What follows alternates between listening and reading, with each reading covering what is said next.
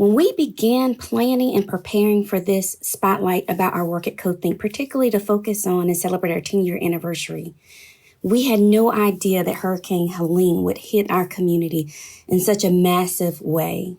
As a result, we've had to pivot and evolve our work to support community in a way that really makes sense. And so to that point, there's a couple of asks that I have. Number one, I ask that you are able to give and commit to resources in our community, particularly for Black, Indigenous, people of color, AAPI, those working in an intersectional way in our community that are doing the heavy lifting. There are resources that are needed now in this immediate stage of the recovery process.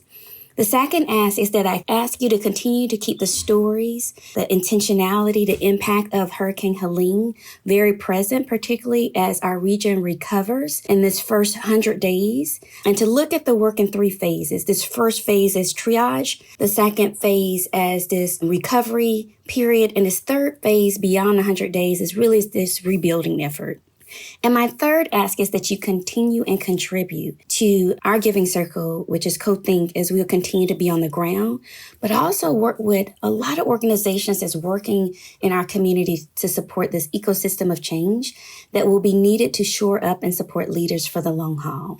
We're in it together. We hope that you are inspired to not only give, but be a part of deep change work and to expand and elevate the work that we're all doing as a part of this broader movement around social change in giving circles across the country and internationally. Thank you.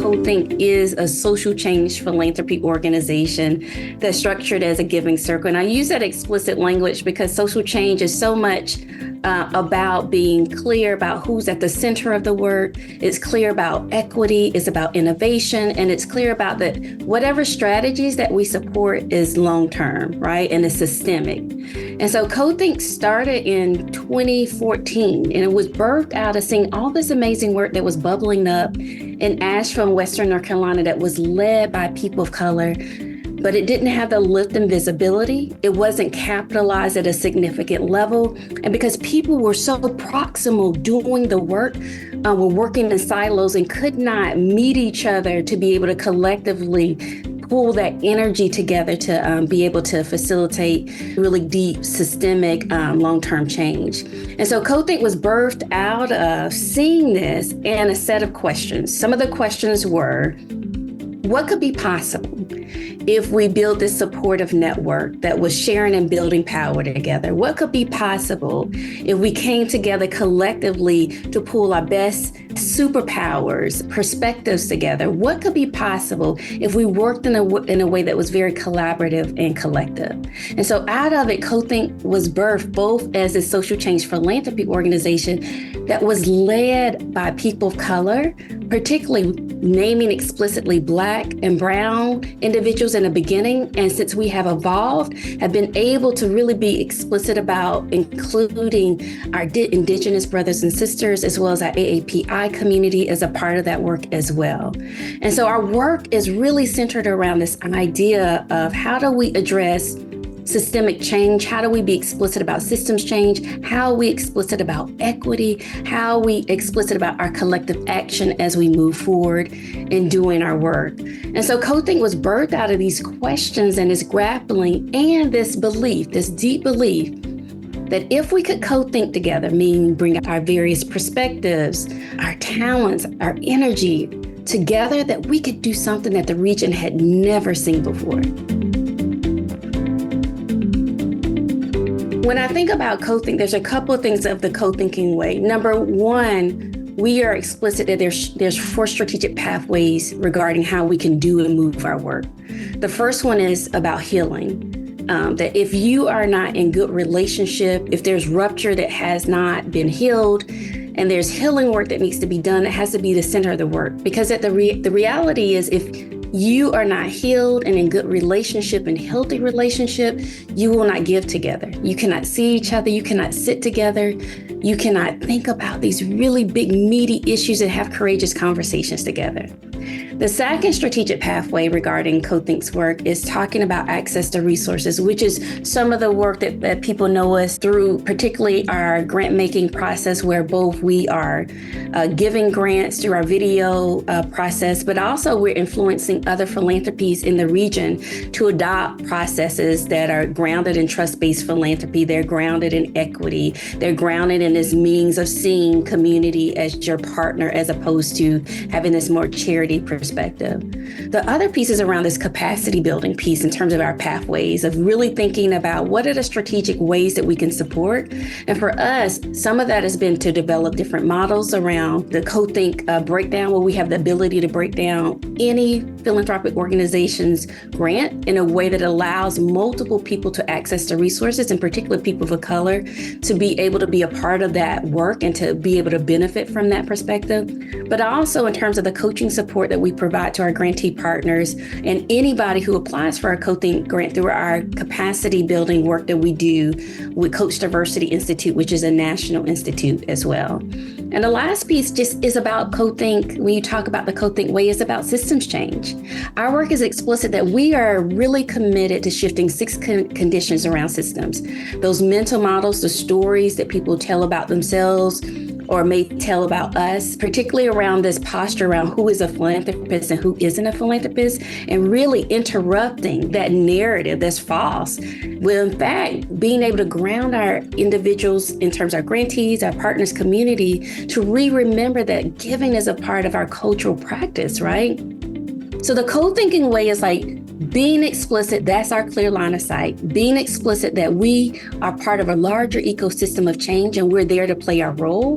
And I think the last piece around co-thinking or the co-thinking way is really being able to understand the fact that when you come together in this really collective way, that you're more powerful, that you know something that I don't know, but together we can create something that we haven't seen before. So our membership, I think it's hovering around 65 now. I think on the high end, it's been around 75.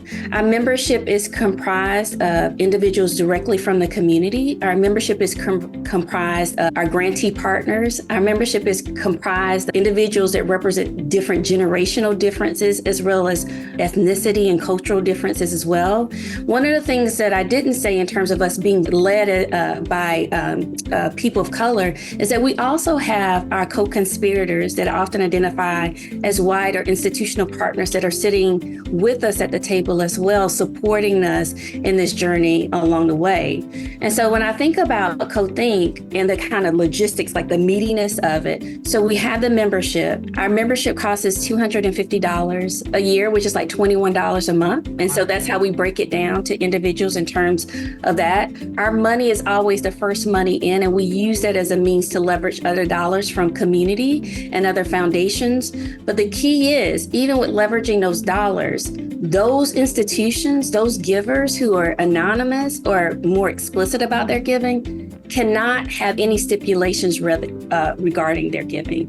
That they are choosing to be in solidarity with CoThinkk, and is it our decision? We have agency and power to determine what that looks like as we move forward, right? Mm-hmm. And so in terms of thinking about our grants, we give grants out once a year.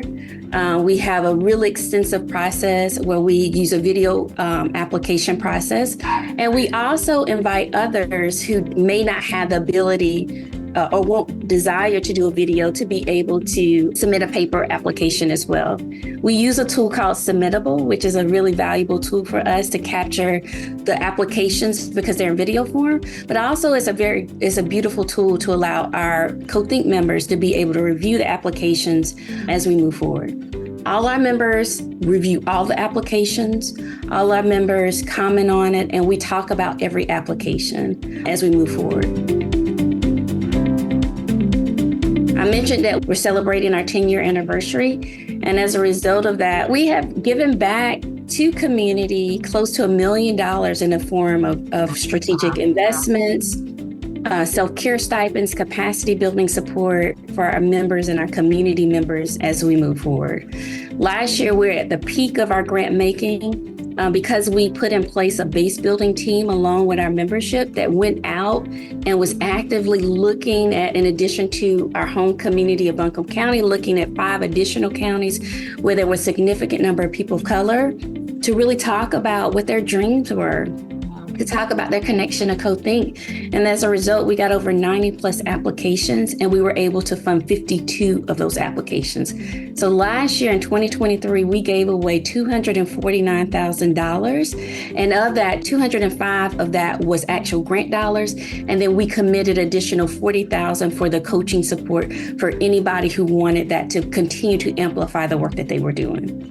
We don't have big grants. Our grants are $4,000, but what we've been able to see through our ripple effect mapping is that $4,000 serves as important seeding for our grantee partners to leverage additional dollars and support in our community from other philanthropic organizations, from other institutions as well. The $4,000 is just scratching the surface, but the elevated lift that we give also through our recognition at our annual event, through newspapers, through talking about their work, it really creates a level of visibility that I think is important, because sometimes people say, we can't find the great strategies. We can't find the leaders that's doing the amazing work. And I tell them, you must not be looking, because the medicine is everywhere. The medicine is everywhere.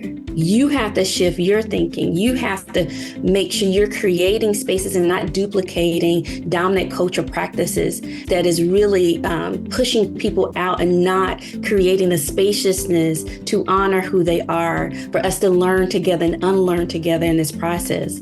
So much of our work is about creating a culture of liberation. We use Barbara Love's framework in every one of our meetings. And Barbara Love talks about the idea that we all want to get free.